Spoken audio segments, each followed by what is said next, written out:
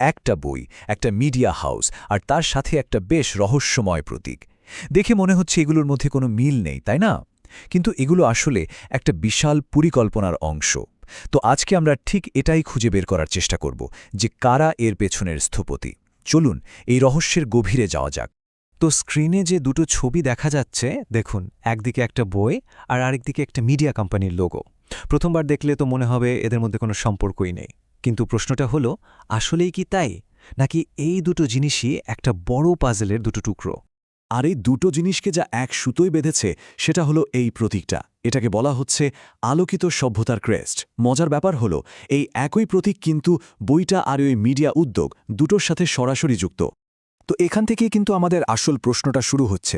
এই যে একটা রূপকল্প বা ফিশনের কথা বলা হচ্ছে, এটা আসলে কি আর কোত্থেকেই বা এর জন্ম? চলুন এই বিশ্লেষণটার মাধ্যমে আমরা এই রহস্যটা ভেদ করার চেষ্টা করি। আচ্ছা, তাহলে সবার আগে চলুন এই নীল নকশার স্থপতিকে খুঁজে বের করা যাক। দেখি তো তার মূল পরিকল্পনাটা আসলে কি। এই পুরো দর্শনটা যার মাথা থেকে এসেছে তিনি হলেন লেখক গুরু দেলোয়ার হোসেন, আর তার লেখা দি আর্কিটেক্টস অফ টুমরো মানে আগামী স্থপতি নামের বইটাকেই বলা যায় এই সম্পূর্ণ ভাবনার মূল ভিত্তি। কিন্তু এই যে লোগোটা, এটা কিন্তু শুধু একটা প্রতীক না। একটু যদি ভালোভাবে খেয়াল করা যায় তাহলে দেখা যাবে এটা নিজেই যেন একটা কমপ্লিট ব্লুপ্রিন্ট। এর প্রত্যেকটা চিহ্ন এক একটা মূল আদর্শ বা আইডিয়াকে তুলে ধরে। চলুন তো প্রতীকগুলো একটু ভেঙে ভেঙে দেখি। এই যে দাড়িপাল্লা, এটা সোজা কথায় ন্যায় বিচারের প্রতীক। বইটা দিয়ে বোঝানো হচ্ছে জ্ঞান আর শিক্ষাকে। এরপর দেখুন, সমৃদ্ধির জন্য আছে গিয়ার আর শিল্পের চিহ্ন।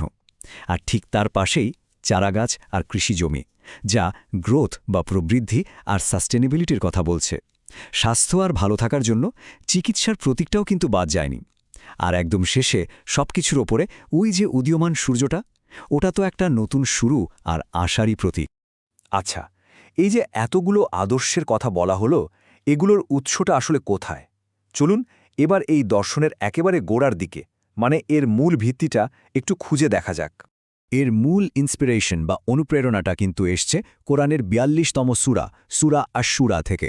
শুরা এই শব্দটার মানেই হলো পরামর্শ বা কনসালটেশন, আর এই অধ্যায়টায় এই পুরো আন্দোলনের মূলনীতিগুলোর উৎস হিসেবে কাজ করছে। এই যে উদ্ধৃতিটা দেখা যাচ্ছে, এখানে একটা খুব গুরুত্বপূর্ণ কথা বলা হয়েছে।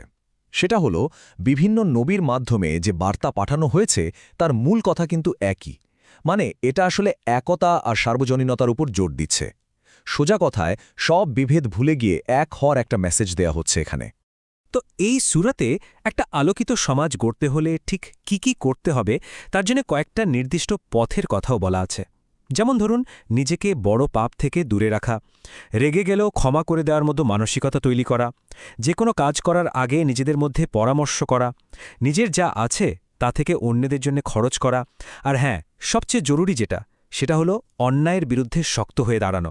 এখানে একটা জিনিস খুব ইন্টারেস্টিং, সেটা হলো ন্যায় বিচার আর ক্ষমার মধ্যে একটা দারুণ ব্যালেন্স দেখানো হয়েছে। মানে একদিকে যেমন বলা হচ্ছে যে অত্যাচারের বিরুদ্ধে সমান প্রতিশোধ নেওয়ার অধিকার আছে, ঠিক তেমনি আবার ক্ষমা আর ধৈর্যকে একটা অনেক বড় আর সাহসী কাজ হিসেবেও তুলে ধরা হচ্ছে। তো একটা আদর্শ তো দাঁড় করানো হলো, কিন্তু প্রশ্ন হলো এটা সাধারণ মানুষের কাছে পৌঁছানো হবে কিভাবে? ঠিক এখানেই কিন্তু আধুনিক মিডিয়ার ভূমিকাটা চলে আসে। এই যে আন্দোলন, এর ম্যানিফেস্টো বা ইশতেহার যদি বলা হয়, সেটা হলো ওই দি আর্কিটেক্টস অফ টুমরো বইটা।